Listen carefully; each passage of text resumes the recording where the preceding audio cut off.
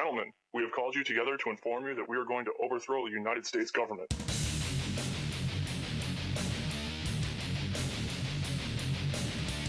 you still think that jet fuel brought down the World Trade Center? Does anybody else see a problem here? If the government has nothing to hide, why are they so afraid to answer a few questions? This story does not add up. But we begin tonight with a tale of two speeches, both from the same man, both from President Obama. One speech that could have been billed as a ballad to the Constitution, a proclamation of American values, a repudiation of the lawless behavior of the last presidential administration, and another speech announcing a radical new claim of presidential power that is not afforded by the Constitution and that has never been attempted in American history, even by George W. Bush and Dick Cheney.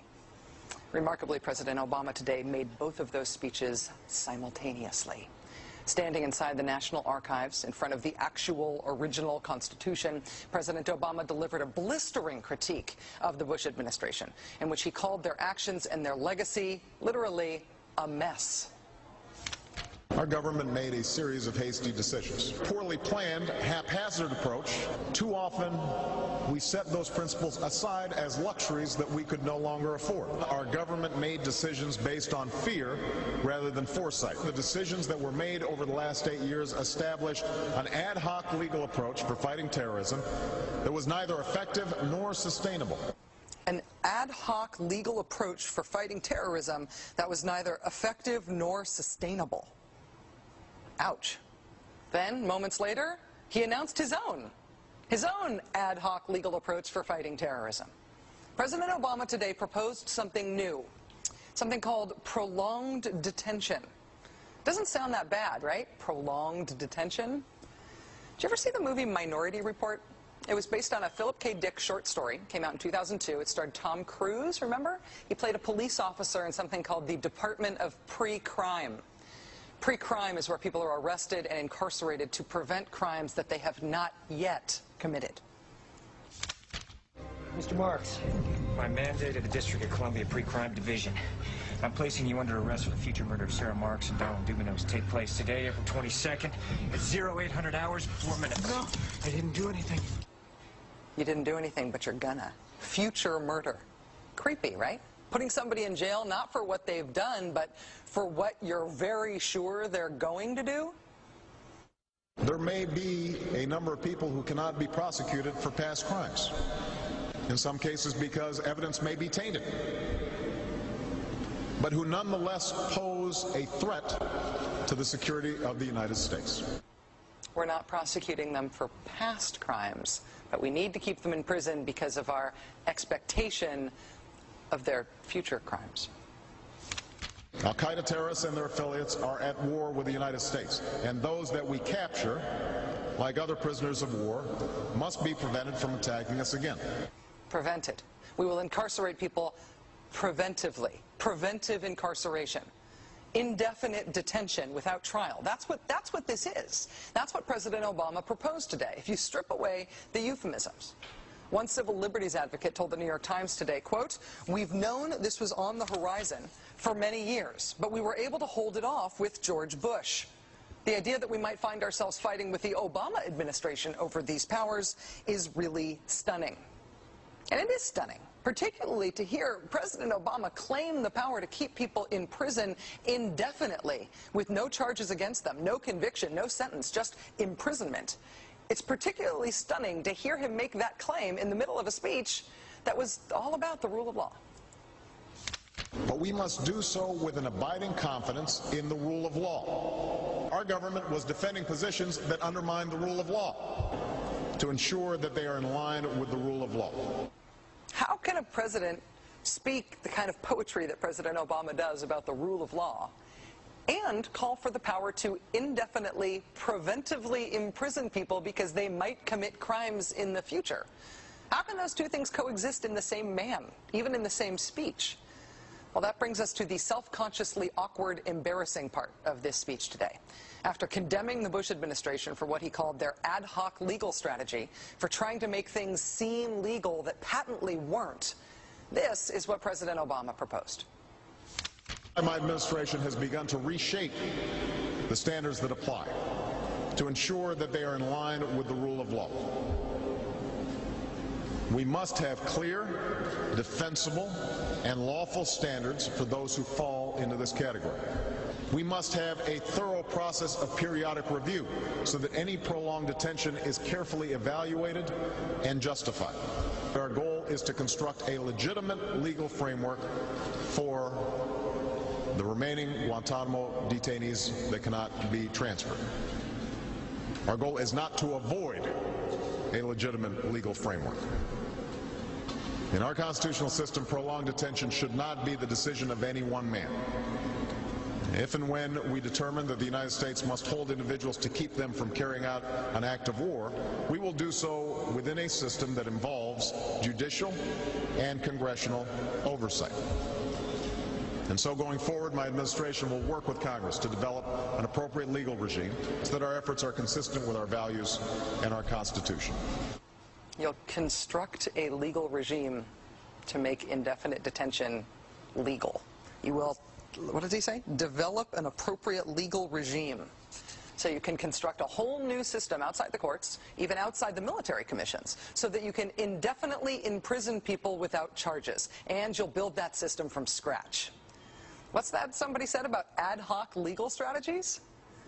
Just for context here, in the United Kingdom, where there isn't even a Bill of Rights, there's been a major debate about whether people can be held in preventive detention. Former British Prime Minister Tony Blair wanted 3 months to be the outer limit for how long anyone could be held. There was a big political fight about it. Parliament ended up limiting that power to 28 days. 28 days is still the longest period of preventive detention that's allowed under law in any comparable democracy anywhere in the world. How long would President Obama's proposed preventive indefinite detention last? Well, he's not saying yet, but here's how he defines the threat that he says makes indefinite detention necessary.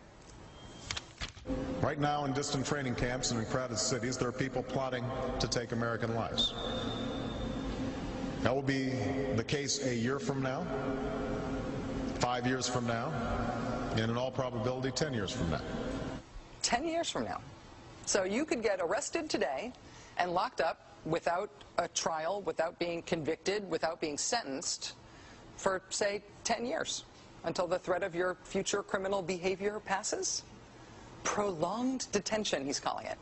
This was a beautiful speech from President Obama today with patriotic, moving, even poetic language about the rule of law and the Constitution, and one of the most radical proposals for defying the Constitution that we have ever heard made to the American people.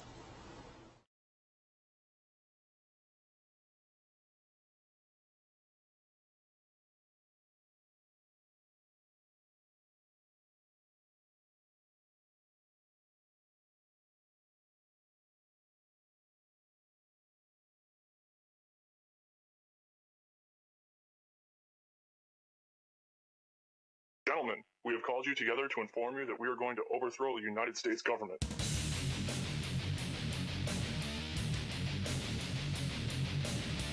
you still think that jet fuel brought down the World Trade Center?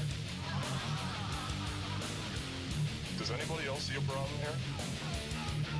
If the government has nothing to hide, why are they so afraid to answer a few questions? This story does not add up.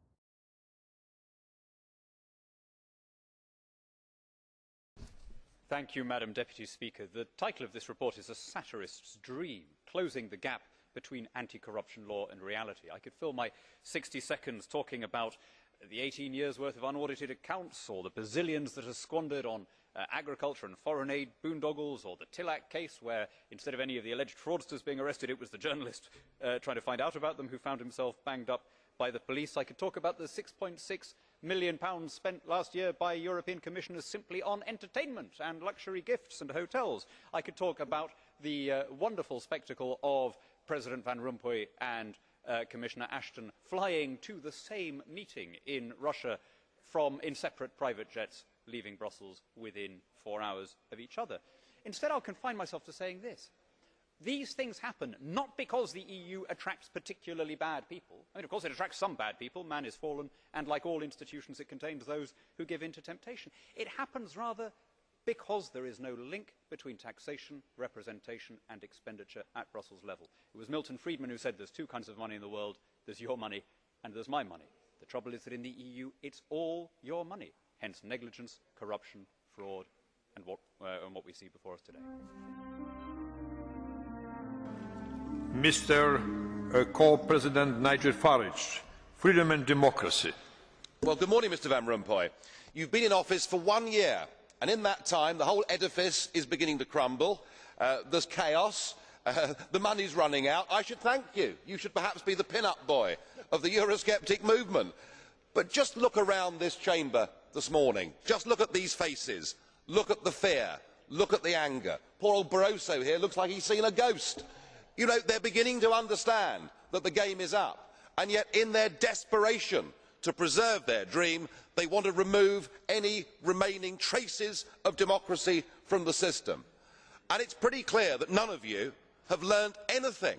You know, when you yourself, Mr. Van Rompuy, say that the euro has brought us stability, I suppose I could applaud you for having a sense of humour, but isn't this really just the bunker mentality? You know, your fanaticism is out in the open. You talked about the fact that it was a lie to believe that the nation state could exist in a 21st century globalised world. Well, that may be true in the case of Belgium, who haven't had a government for 6 months, but for the rest of us, right across every member state in this union, and perhaps this is why we see the fear in the faces